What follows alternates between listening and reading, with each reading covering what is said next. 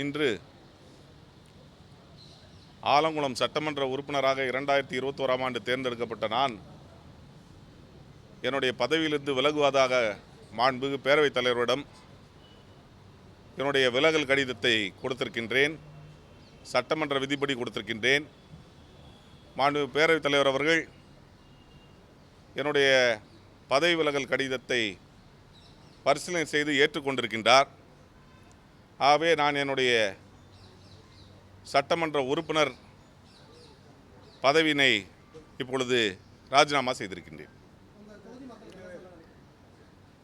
என்னுடைய தொகுதி மக்களை பொறுத்தவரையில் கடந்த 4 ஆண்டுகளில் நான் அனைத்து இந்திய அண்ணா திராவிட முன்னேற்ற கழகத்தின் சார்பில் தேர்ந்தெடுக்கப்பட்டிருந்தாலும் சட்டமன்றத்தில் அவர்களுக்கு நான் பேச முற்பட்ட போதெல்லாம் எனக்கு வாய்ப்பினை தரக்கூடாது என்று சொல்லி எதிர்க்கட்சி தலைவரும் அங்கே இருந்த சட்டமன்ற நிர்வாகிகளும் பல முறை எனக்கு வாய்ப்பினை கொடுப்பதை தடுத்தார்கள்.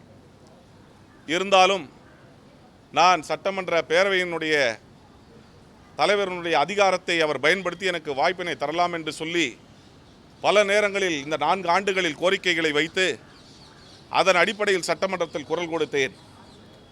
ஆனால் ஆளுங்கட்சியாக இருந்தாலும் எதிர்க்கட்சியாக இருந்தாலும் எனக்கு எல்லோரும் ஒன்றுதான். ஓட்டு போட்ட மக்களும் ஒன்றுதான், ஓட்டு போடாத மக்களும் ஒன்றுதான். ஓட்டு போடாத மக்கள் நாம் ஏன் திராவிட முன்னேற்ற கழகத்திற்கு வாக்களிக்கவில்லை என்று சிந்திக்கும் அளவிற்கு என்னுடைய செயல்பாடு இருக்கும் என்று மாண்பு முதலமைச்சர் அவர்கள் சொன்னதன் அடிப்படையில் நான் குரல் கொடுத்து கேள்விகள் கேட்ட கோரிக்கைகள் அனைத்து கோரிக்கைகளும் ஏறக்குறைய ஆலங்குளம் தொகுதியில் நிறைவேற்றப்பட்டிருக்கின்றது என்பதை நான் தெரிவிக்க கடமைப்பட்டிருக்கின்றேன். நான் திராவிட முன்னேற்ற கழகத்தில் சேருவதற்கு முன்பு அண்ணன் ஓ பன்னீர்செல்வம் அவர்களுக்கு தொலைபேசியில் தொடர்பு கொண்டு இந்த முடிவினை நான் எடுத்திருக்கின்றேன் என்று தெளிவாக சொல்லி அவரிடம் நான் தொலைபேசியில் பேசினேன்.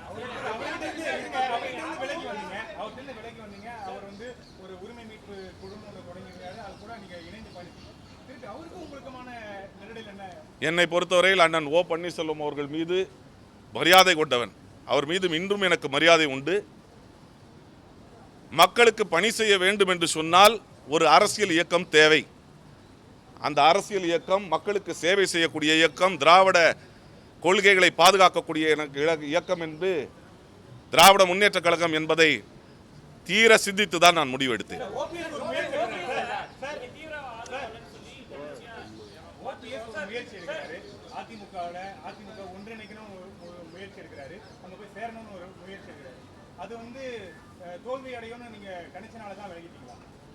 அதாவது அனைத்து இந்திய அண்ணா திராவிட முன்னேற்ற கழகம் என்பது தலைவர் தோற்றுவித்த அந்த இயக்கமும் இல்லை, பாதுகாத்த அம்மாவின் இயக்கமாகவும் இல்லை. இன்று இருப்பது எடப்பாடி அதிமுக. இது இப்படிதான் இருக்கும். இது ஒருங்கிணையாது, ஒருங்கிணைக்கும் செய்யாது. காரணம், அது அனைத்து இந்திய அண்ணா திராவிட முன்னேற்ற கழகம் என்பது மத்திய பிஜேபியினுடைய கிளை கழகமாக இங்கே செயல்பட்டு கொண்டிருக்கின்றது. அவர் நான் சொன்னதை கேட்டு சரி நீங்கள் எடுத்திருக்கின்ற முடிவா என்று சொன்னார்.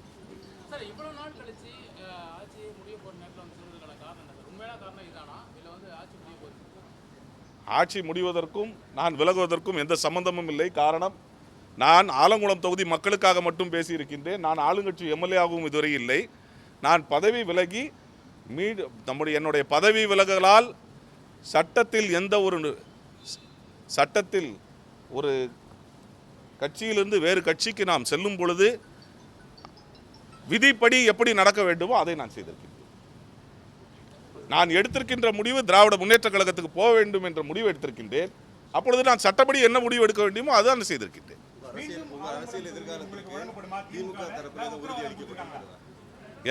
நான் திராவிட கொள்கைகளை இங்கே பாதுகாத்து மைய அரசோடு போராடி இருக்கின்ற திராவிட முன்னேற்ற கழகம் என்ற ஒரு இயக்கத்தில் சேர்ந்திருக்கின்றேன்.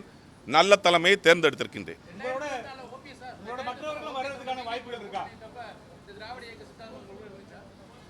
2021ஆம் ஆண்டு நான் அதிமுகவின் சார்பில் தேர்ந்தெடுக்கப்பட்டேன் என்று ஏற்கனவே சொல்லியிருக்கின்றேன்.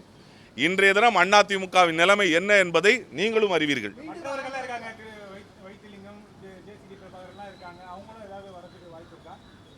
எனக்கு என்னுடைய முடிவு இது, என்னுடைய தீர்க்கமான முடிவு இது. நான் எடுத்திருக்கின்ற தீர்க்கமான முடிவு. எதுவாக இருந்தாலும் தலைமை தான் முடிவெடுக்கும். தம்பி, நீங்கள் ஒரு கேள்வி கேட்டீங்க, முடிவு போகிற நேரத்தில் வந்து சேர்ந்தீங்களே, இது முடிவுறுகின்ற ஆட்சி அல்ல. இனி ஒரு 1/4 நூற்றாண்டு இந்த ஆட்சியையும் இந்த மக்களையும் இந்த இயக்கத்தையும் சுமக்கக்கூடிய இரும்பு மனிதர் மாண்பு தமிழக முதல்வர் இருக்கின்ற வரையில் இந்த ஆட்சிக்கு திராவிட முன்னேற்ற கழகத்திற்கு முடிவு என்பதே இல்லை. அடுத்து இன்னொரு 1/2 நூற்றாண்டுகளை சுமப்பதற்கு அடுத்த வாரிசாக அன்பிற்கினே அருமையண்ணன் உதயநிதி அவர் தயாராகி கொண்டிருக்கின்றார். இது முடிவுறுகின்ற ஆட்சி அல்ல. So what made you